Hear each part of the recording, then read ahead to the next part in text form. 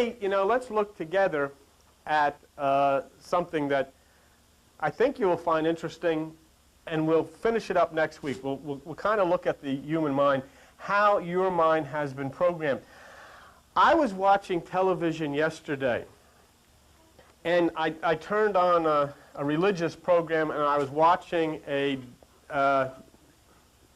Dr. Kennedy, James Kennedy. Come on, send your chair's waiting for you here. I was watching Dr. James Kennedy, and he was talking about the New Age, and he had a lot of problems with it. He said, because he said it is really taking up with psychology, and as a result he was insinuating that when you get involved with psychology you kind of come against Christianity, which is true. And what he said really shocked me. First of all, he's a very distinguished looking man. He's an eloquent speaker, beautiful speaker. He has a magnificent church setting with everything that, it just had credibility all over it. I mean, it was a magnificently beautiful place. But what I saw there actually was I saw people being programmed. Because what he said was this. He says, a lot of these people today in this psychology, they'll say to you that you are gods.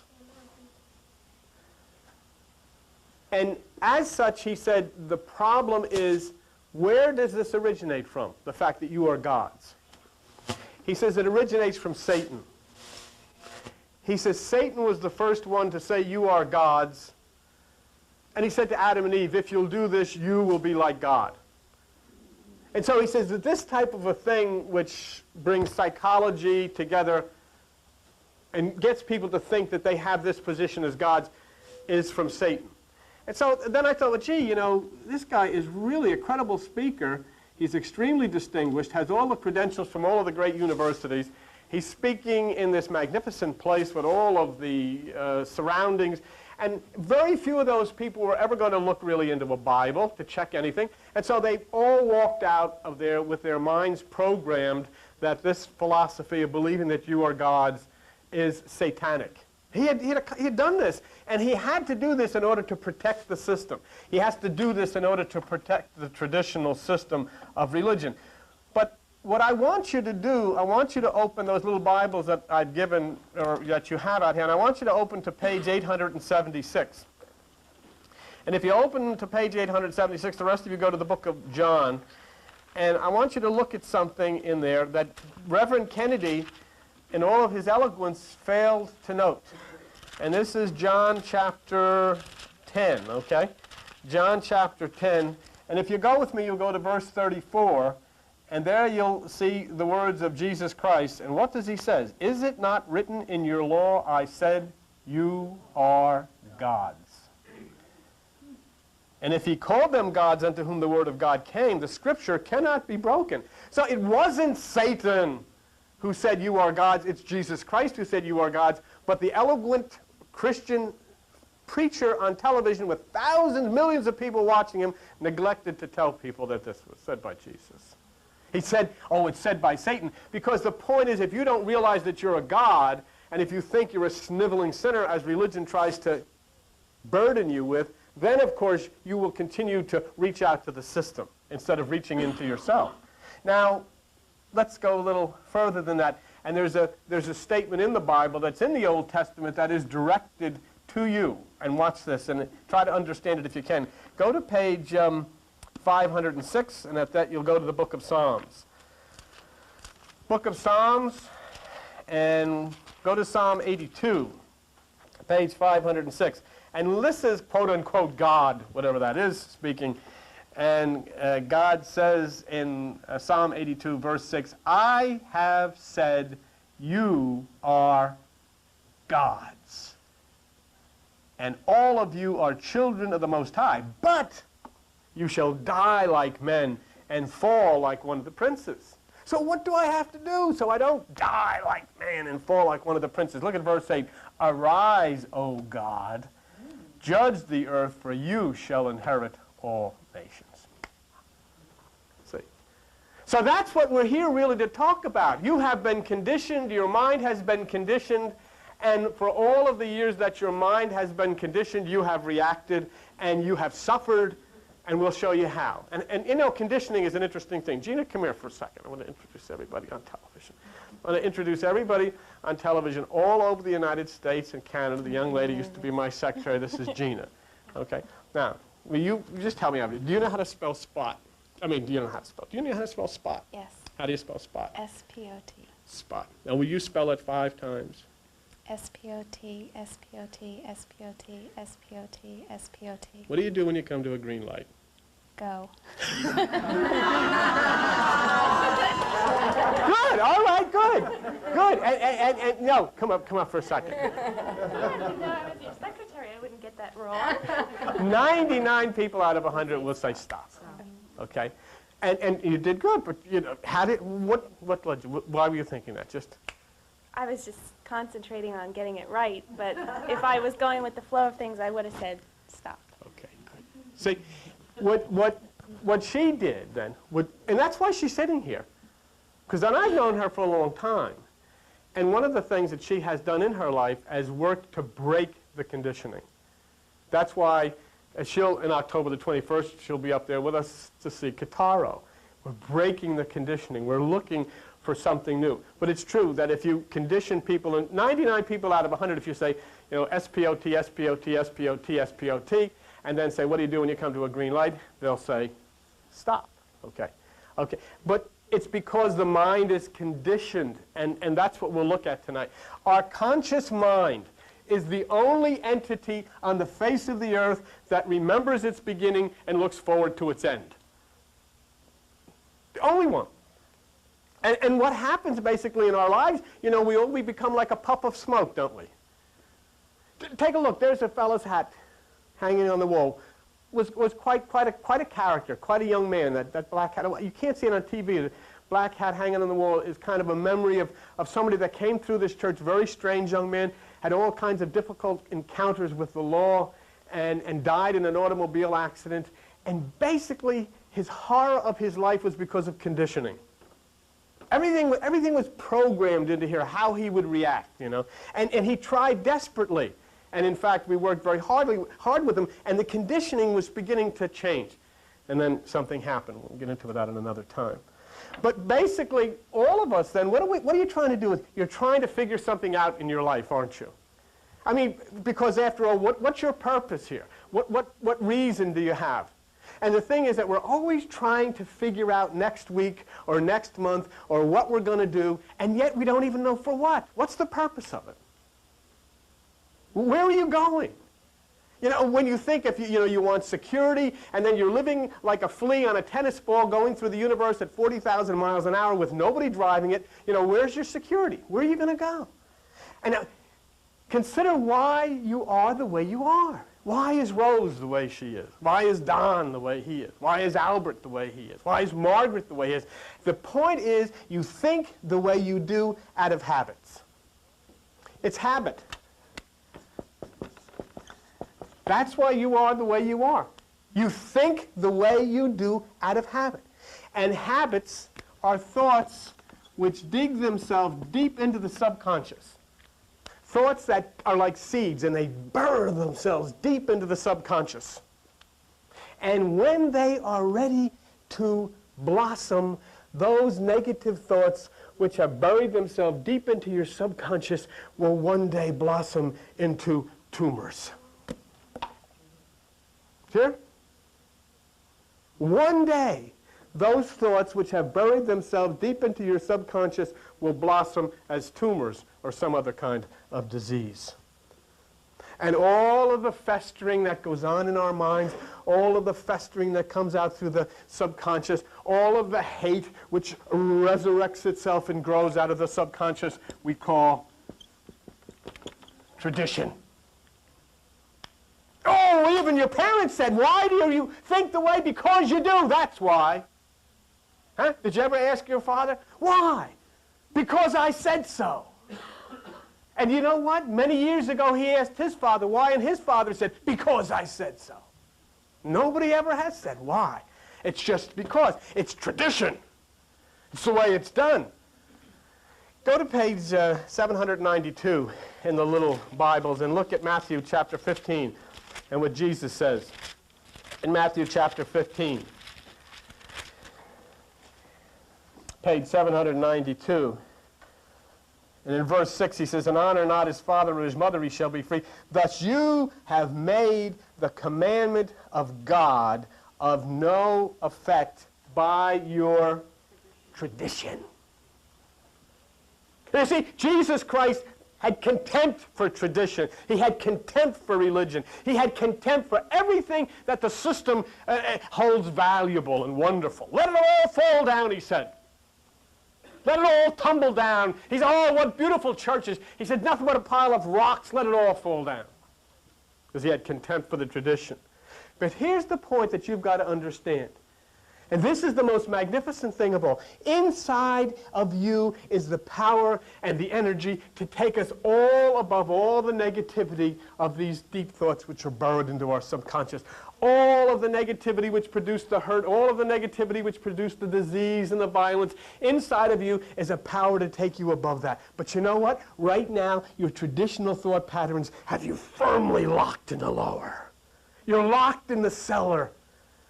And there's a deadbolt lock on it, and very few of us know how to get the key to open the door to let all of that crap out. Very hard. Because, you know, it's important to understand something.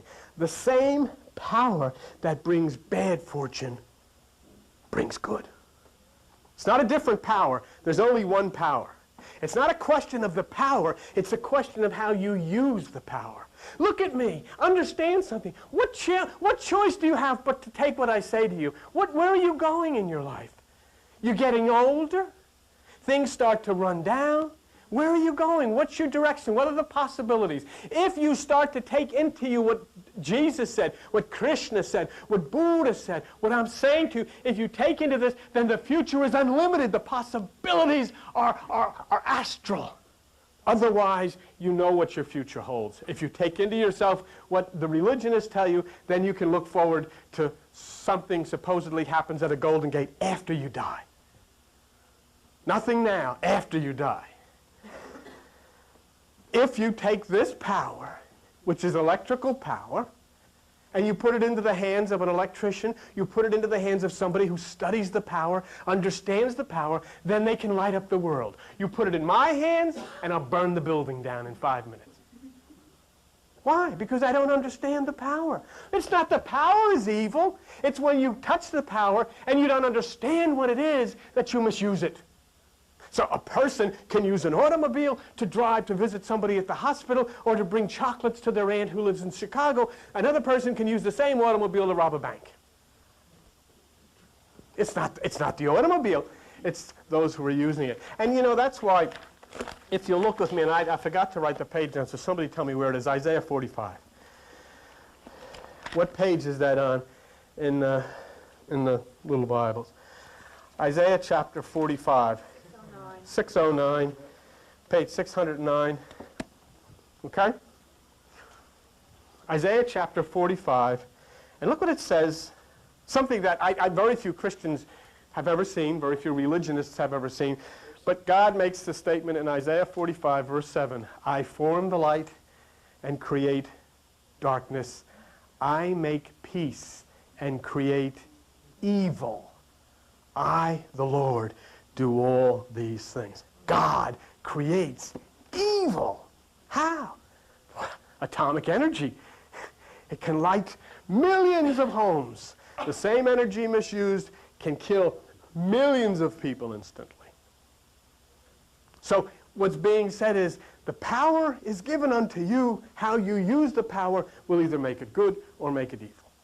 And the unfortunate thing is, let's say if all of us were to go down to the nuclear plant here in Oyster Creek tomorrow and go to work there, and we'll take over the place.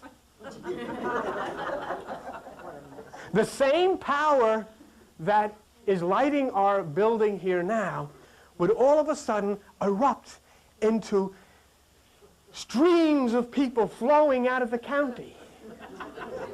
Planes, everybody going in opposite directions because Ethel is in charge of the nuclear plant. Here is the nuclear scientist that is taking over. Nothing to worry about. Oh, do we have a present for you? Okay. So what are we talking about? It isn't a different power. The power hasn't changed, but all of a sudden people who are putting their hands on the power are doing it and they have no idea how to use it. And so basically then it becomes the same power that is good suddenly becomes evil. Okay? What you have here are the conceptions that you have. What do you think of yourself? The conceptions that you have of yourself are locked in what is called the subconscious mind. That's the subconscious mind. The conceptions that you have of yourself are locked in here, and the only way to change you is if somehow a key can be found to unlock that door and let that stuff out. Otherwise, everything sits in there and festers in there and causes you big problems. I would suggest to you, if you really want some time to get a little good study on this, go into a bookstore, a Dalton bookstore, Waldman Books or something. Pick up a book written by Carl Jung. Carl Jung, spelled J-U-N-G, who was a contemporary and a partner of Sigmund Freud. And it's a book called The Undiscovered Self. You're not reading a New Age, you're not reading a preacher, you're not reading a religionist, you're not reading a screwball, you're reading one of the most eminent psychoanalysts that ever lived on the face of the earth, and he'll tell you about the subconscious mind. And there is nobody with better credentials to talk about it than Carl Jung. But so where's the key? Where is the key for everything that your parents have put in there that was wrong? Where's the key for everything the church has put in there that is wrong? Where's the key for everything that the government has put in there that was wrong? Where's the key? Everything that your friends have put in there that is wrong. And all of that stuff is festering in there. Take a look at page 847 in your Bible. Go to Luke chapter 11. Luke chapter 11, page 847 in your Bible. And in it, Jesus says in Luke chapter 11, verse 52, "Woe unto you lawyers," he's talking biblical scholars, "you have taken away the key of knowledge." Why? Because you entered not in yourselves.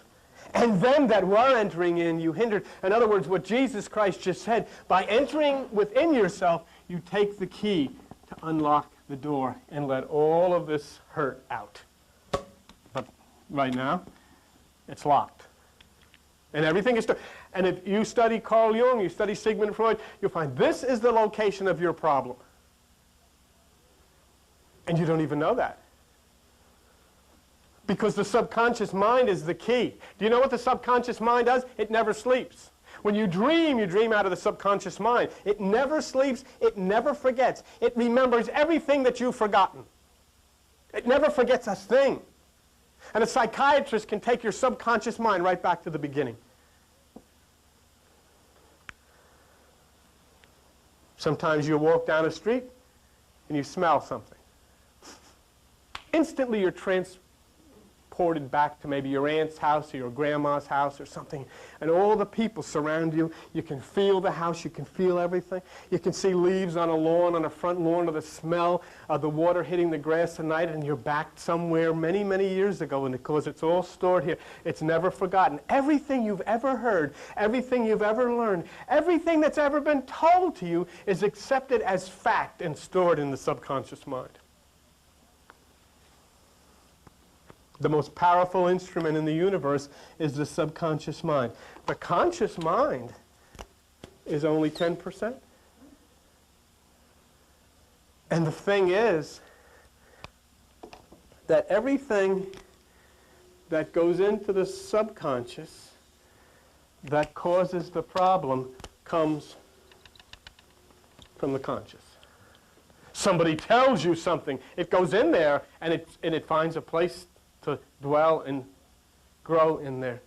Somebody teaches you something. Somebody frightens you. It all goes from here, your conscious mind, and then it goes into the subconscious mind. And when it goes into the subconscious mind, you forget it. But your subconscious doesn't. So, a situation happens. See, this is only 10% of, this is the key of tithing. This is why God said it is so important that you tithe. I need you to give that 10%. I need you to turn that off, because as long as you leave this active, all of the fear, all of the hate, all of the discouragement, all of the depression is going to come flying in here and root itself in the Garden of Eden. And the Garden of Eden is going to be filled with weeds and all ugly things growing in there. This here conscious mind has good things. You help people with it, don't you? I mean, sometimes say, they're going to help the people with Hurricane Andrew. That's coming out of the conscious mind. That's a good thing. Has a lot of bad things. And it's called, in the Bible, in the book of Genesis, the tree of the knowledge of good and evil. And it says, don't eat from that tree. Go to Eden at the east, to the right side. Eat from there. But this here, first of all, has to be reprogrammed now. We'll get into that. See, because who's the servant here? Look at the size of the subconscious mind. Look at the size of the conscious mind. And the fact is that the servant is the subconscious. The master is this little insignificant conscious mind. The tiny little conscious mind is the master. And this is the amazing thing. The greatest power in the universe does exactly what it is told by the little insignificant 10%. It obeys everything that comes from here. And if you tell this that you're sick, it will fester, it will find a root, and it will blossom into a little tree of sickness, and it will grow. Because it believes everything you tell it. And in the same way, if you tell it you're not, you can then start on your way of life. What does it mean? Lie to it! Lie to it. Tell it lies. I really do feel good. I really feel great. Snotting and snorting all over the place. Tell it doesn't know any different. It says, hey, what's all that noise? He says he feels good. Okay. And all of a sudden things start triggering out of the subconscious mind. This is where visualization comes from Dr. Bernie Siegel. This is where visualization comes from Dean Ornish. They're telling something that really isn't true, and the subconscious mind thinks it is true, so the subconscious mind starts doing things as if it is true, and all the hormones start flowing. It doesn't know the difference, see? It doesn't know that it's not being told the truth, so it starts reacting. So now you can see why something has to happen. Look at page 928 in the Bible. Look at the book of Romans. Go to Romans chapter 12. Romans chapter 12 and verse 2. And be not conformed to this world. This world is right over here on the left side, folks. It's the conscious mind. But be transformed by the renewing of your mind. In other words, what this here is a computer, and you've got to put in a new floppy disk. You've got to reprogram it. You can't change it. You can't go to your computer and lay hands on it. You can't go to your computer and read the Bible to it. You can't go to your computer and sing Amazing Grace. You got to reprogram it. And the most magnificent computer in the world is sitting right between your ears, and you've got to reprogram it because it is filled with information. It is filled with coded messages, and these things are growing into the things that are torturing you and causing you the problems that you have in your life. The problems in your life and in my life are not being caused by anything out there. They're being caused by everything in here. And it's been stockpiled. Nobody wants to be subjected to the negativity. Nobody wants to be subjected to the hurting. Nobody wants to be subjected to the sickness. But yet the point is, we don't even realize that behind this veil is the answer to all of that, to ridding ourselves of all of that. The mechanism. But you see, the point is, you say, why do I hate this job? It's been ordered for you to hate that job from in there. It's not that you're told to hate it. It's programmed in there. Why doesn't anybody like me? Why don't I like anybody else? It's all programmed in there. Behind this veil are orders that come out of the subconscious that dictate to your exactly what you're going to do. You've placed it all in there, and now it's all going to come back to you. This is the way it's going to be. And we get very unhappy. And then what do we do when we're unhappy? We make everybody else unhappy. You know? Sometimes when the nurse is miserable. Do you realize how unhappy that makes me when the nurse is acting up? Huh? You know what I'm talking about. You get in your house. See, you might. Come on. This is your opportunity. Who's been so unhappy the last couple of days? I got sick. I got sick. You cooked the other night, remember? I cook things to make you better. Yeah. I had a little virus the last few days, And you know. was he miserable? And I was miserable. I was You miserable. And this is what happened. The nurse made me some, what was I that? made you chicken and sweet potatoes, the two best things for your stomach. And it drove me right into the men's room, didn't it? No, you've been in there for the whole day. Huh? Okay. Thank you. But tell about when we were away and I was in the spa having a good time. What happened to you with Oh, the that was- people next to us and how Koo worked with you? Yeah. Well, that's true. Okay, I will. Yeah, Thank you very much. The nurse was down at the spa, and she submits herself to all of this insanity. You know, they put mud on her and leaves on her and they massages. She doesn't miss any of this stuff. She swims under and out and all of this stuff. So I had the afternoon off. I said, you know, I was really tired. I didn't feel like it. So I said, I'm just going to go back and I'm just going to lay down. Here I am in the mountains in a nice condo, all by yourself in the mountains. You know, gorgeous up there near Action Park in Vernon, New Jersey, and we were near that. Well, all of a sudden I wake up and boom, bang, and I hear some guy screaming, "Get the," I won't use the word, "out of here." I'm trying to screaming, throwing things, crash up against the wall. You know, I'm like, what the heck is this? Here I am in the mountains. This, all alone without you. yeah, I figured this must be the subconscious mind, and what the heck is this? I mean, I could have been, I'm on vacation, there's some mountains. I mean, they can't do this in this nice place. The people in the spa are going up and down in the water. What is this? And all of a sudden, I look out, and I hear this screaming and fighting and kids yelling. I look out, and there's two cops standing on the stairs. And they got this guy, and then I look out the front door, and I got this blonde girl up against the police car. And then I'm looking out for the nurse, because I figure she's going to walk right into the middle of this thing. Make a long story short, they carted this guy off, they carted the blonde off, and it was, you know, but what had happened there, and this is amazing, because whether it had been because I was sleeping, but as soon as it hit me, it transported me back to my own life as a child, because that's what I lived in. My whole life was like that. You know, my father committed suicide. I don't know if I told you the story. I discovered his body actually hanging from in a doorway when I was 14. But our whole life was, you know, I mean, my mother chasing him with a knife and people. I mean, it used to be like Dodge City. I had brothers. They used to fight. They'd tumble through banisters, and I mean, this was really wild. So when I woke up and I heard this, I just was transported right back. So basically, when Joan says Koo, what lies in the invisible subconscious, Buddha calls Koo. If anything activates that or stimulates that, it comes into what is called Ki. It all of a sudden manifests itself. And it's really, it is really true. And you test it. You know where you've had situations. Sometimes you call them deja vu. All of a sudden, gee, I feel like I've been here before. What the heck is this? Something has come out of here. Something triggered in your subconscious, and you had this physical feeling that, you know, you were back to where you had originally been. But when this unhappiness comes, you know, you wonder sometimes, why do I feel the way why am I acting the way I am? Because it's triggered from deep within your subconscious mind. It's resting there. And you don't even know this. That's why I encourage you to get the book by Carl Jung, because, you know, to listen to me, you know, what the heck am I? Or to listen to some preacher, what is that? But listen to a man who is a psychoanalyst of the highest credentials talk about this thing here and what it is. This is that atomic plant.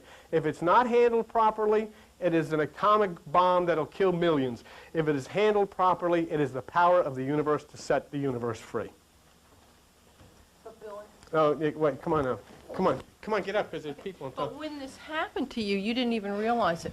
You know, you just got so upset and so nervous, and all of a sudden he's down the spa looking for me. Well, I went a half hour over in my treatment, and I come out, and he's like going around everywhere. Where is she? Where is she? Well, like he was you know, the panicking, funny you thing know? was, I went into a panic, and I started to try to protect her from going back up there. But it was all my experience because I knew what the results were of that because I'd lived that, all my life. Yeah. Okay? All right. Let's go on and just look at the point here.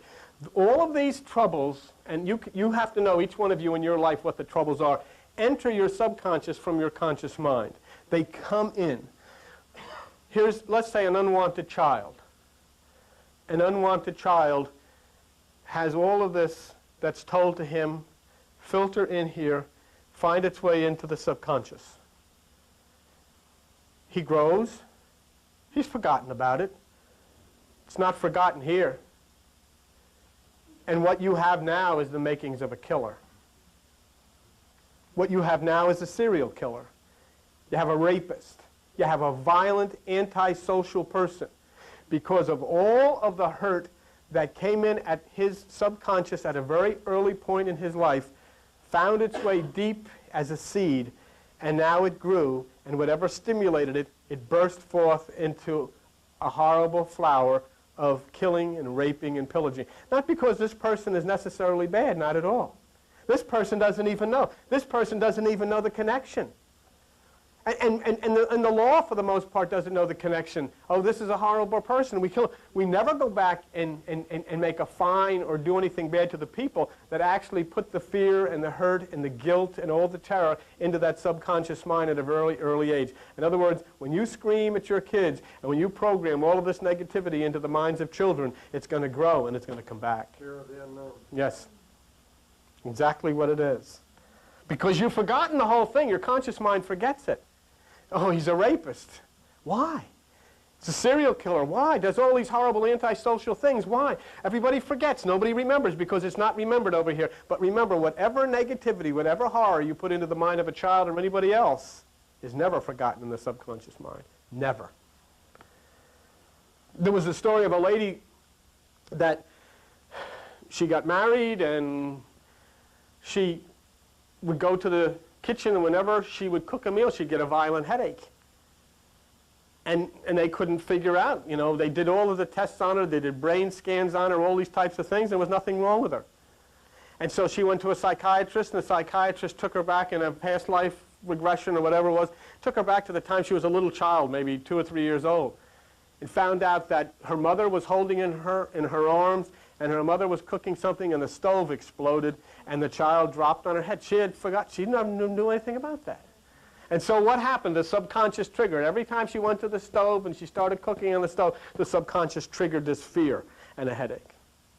And how was it found out? It was found out by a psychiatrist delving deep into the subconscious mind to see, what had happened when she was a little child. Something that was long ago forgotten here. Do you realize what I'm telling you? Do you realize that each one of us then, all of a sudden, is going to start to have some kind of antisocial, anti-personal behavior, and we're going to say, I don't know what's the matter, people, what the heck's the matter with this person? Nobody's going to remember, nobody's going to know that seed which had buried itself deep into the subconscious. Yes, sir?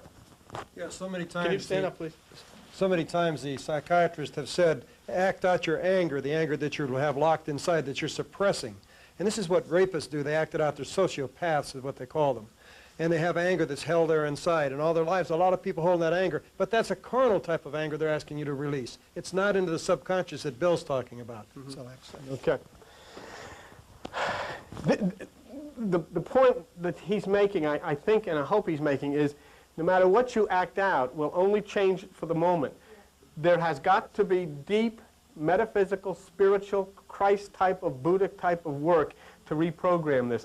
We've got to go with Jesus and take that key, and this stuff has got to get out of here, and the only way you can get that out of there is by opening the door up here and allowing that which is the higher divine mind to start pushing that and pushing that out until finally it's gone. It won't work any other. There's no other way to do it. Because no matter how much even counseling you get, as long as that door is locked, all of that stuff is staying in there. And that's the problem. See? Many people fail constantly. Maybe you're one of them. Everything you try to do, nothing works. Poverty's always at the door. And what's programmed? The code buried deep in your subconscious from your parents, from your school, from your teacher, from God knows who, is you're a failure.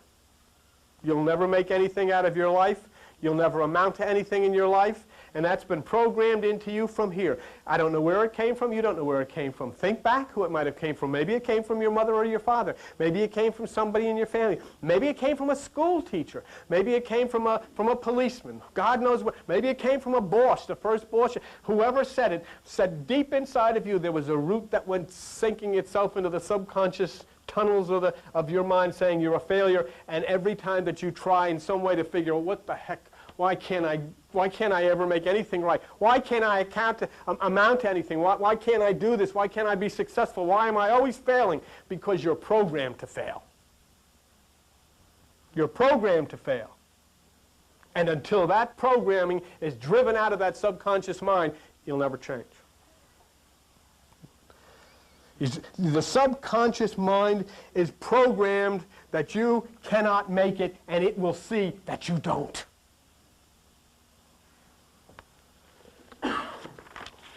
That's why what Jesus Christ speaks of, that's why it is so important when he says to you, seek first the kingdom. Enter within yourself. The kingdom of God is within you. Make that change within yourself so that all of this can be flushed away and all that is new can come in and then what is to stop you? If I had said, if Reverend Kennedy says, oh, they say they're gods and all of this stuff, Jesus Christ is the one who said you're God. And just think to yourself, instead of I'm a sinner, instead of I'm a failure, instead of I can't do this and I can't do that and I can't do the other thing, if you close your eyes and just say to yourself, I am God. I am God. I am God. And then look up and say, what in the world could possibly defeat you or your life now? Nothing. But once you find out that I am and God are one and the same thing, then what do you need the system for? What do you need the organization for? What do you need the religions for? And that's what scares them. They're not in this to set you free. They're in this to structure themselves as the great controller of your life. In many, sickness is coded in here. It's hard to be well when the computer constantly says you feel lousy. I sometimes get, between this and sometimes work and everything, I get to the point where I say to myself, geez, I'm tired, I feel... And I'm really not. But it's all coded, it's all put deep into the computer, and it's telling me, hey, you're sick. You don't feel good. You feel lousy. Where's it coming from? It's coming from right there. Stuff we put in ourselves. Lonely people. Many people are very lonely. They don't have any friends. But you know what? You've got programmed deep in here. Don't trust anybody. Everybody's out to really take you for what they can get. Huh? Watch them. Always keep your eye over your shoulder. Nobody cares about you. Nobody ever did anything for you. Nobody's ever going to do anything for you. You're going to have to do for yourself. And all of that is programmed here. You become a very lonely person. Yeah. So you've got to rise above the programming, because you have to understand something. The subconscious is the great creator. The problem is it's going to create exactly what it is programmed to create. That's what meant by Paul when he says, I thank God through Jesus Christ, which is the higher mind. With the mind, which is the lower programming, or the higher programming, I serve God, but with the flesh, which is the lower programming, I serve the law of sin, which is the emotion. So that's the bad part. What's the good part? The good part is you can remove the bad programs. Okay? You can open this up. You can remove the bad programs in the subconscious. You allowed the negative programming to get in. Now you can allow the negative programming to get out. That's the good part. That's why this works. That's why if you'll only get off your rear end, get out of that couch, come down here, and thumb your nose at the system, thumb your nose at the religions, thumb your nose at the churches, open yourself to the story of Christ, open to yourself to what he tried to get you to understand, then you'll come to the place where the programming will change. Then you'll come to the place where the subconscious will receive the flow of that reprogramming to get in that which is new. And the chief culprit to this whole thing is a four-letter word, fear. Even to the point that you have never heard a religious person discuss your mind.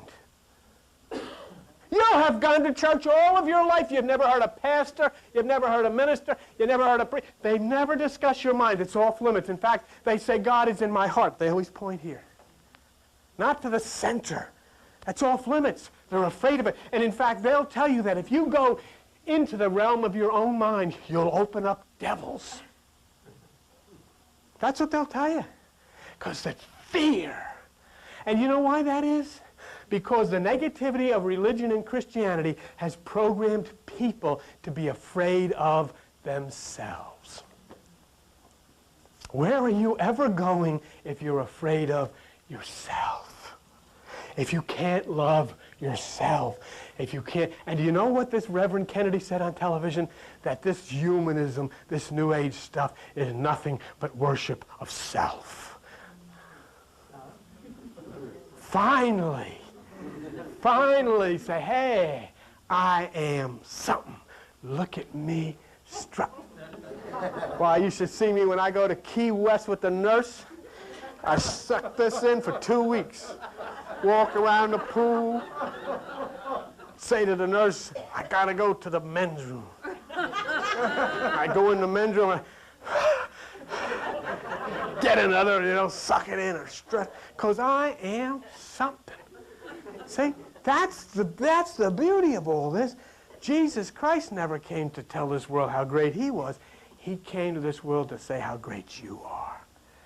And that's why he said, you are the light of the world. The kingdom's within you. And you know what Jesus said? Hey, Santa, he said, the things that I've done, you can do better than me. And I say, you ain't kidding. He never flew in a plane. Right. He never went to a Jimmy Buffett concert. What are you talking about? He didn't know anything. As a guy, I could follow off the end of a cliff because Jesus Christ was the guy that said, hey, I'm here to put that light on in you and show everybody the God who dwells within you. Don't hang on me. Don't pray to me. Don't ask me. You go right to him. You got carte blanche. Go right to the source. And the source, he said, is in you. That's what will set you free. That's why this meditation is so important, because of all of this fear, this culprit that comes out of your family, out of your circumstances. And what you've got to do to start the reprogramming, and next week we'll finish this off with reprogramming the mind. But what you've got to do is you've got to turn away from the thoughts that have been coming from the outside. As Jesus said, take no thought, and you've got to start turning to the thoughts that are coming from the inside.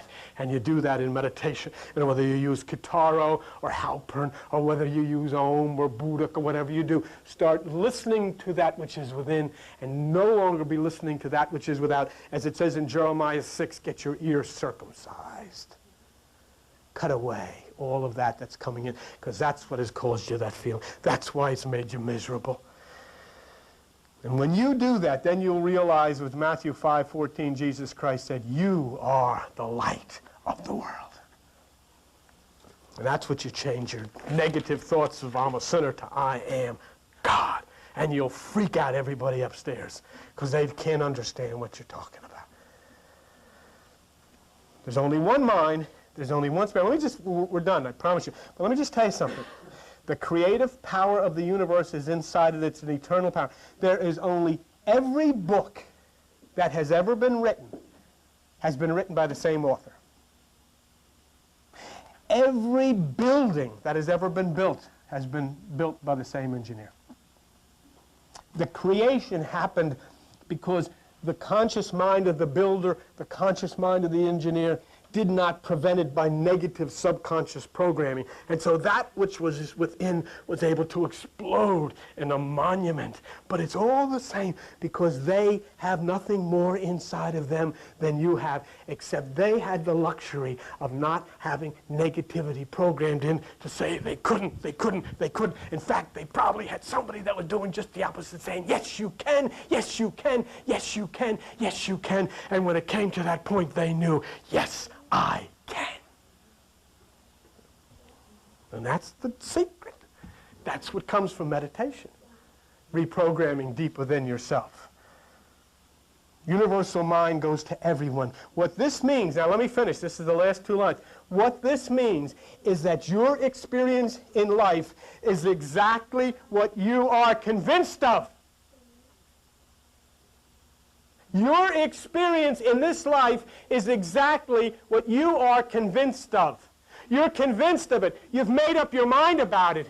If everything is falling apart, you're convinced that this is the way it has to be.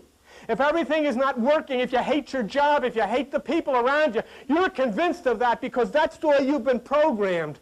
But it can be changed. And when you no longer feel that way, you'll no longer be limited to that job you hate. You'll no longer be limited to those circumstances that are causing you all those problems. You'll no longer be limited to those sicknesses that have been plaguing you. There's no reason for it. You say, I desire success. I want to be healthy. But the subconscious programming knows otherwise. See what I'm telling you? You're saying consciously, this is what I want, but subconsciously what's going to manifest itself is just the opposite. Because you don't even know that everything you've taken in from those who thought they were helping you have created this horror. The Garden of Eden is filled with weeds. Huh? And so, what does it say? It says, you have been made caretaker of the vineyard. You have been made to prune the vineyard. Now you can get into the vineyard, and you can watch the vineyard, and you can start to plant trees, and you can start to plant the tree of life. And all of these things will start to grow in the vineyard, and you'll start to be a completely different person.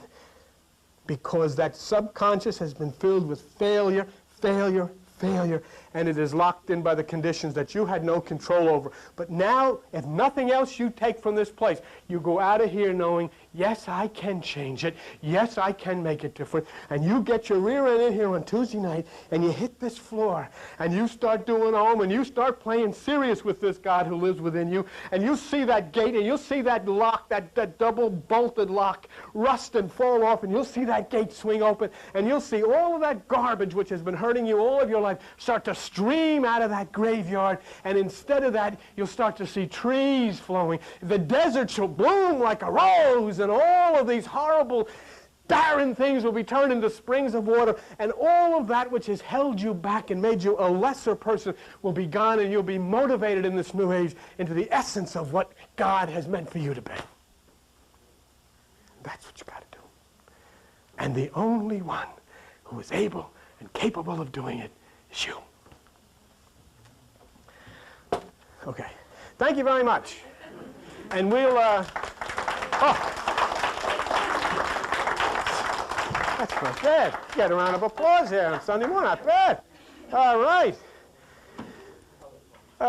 Next week we'll finish this off on reprogramming the mind and how we reprogram it. Okay. Thank you for being with us. Joan will come up.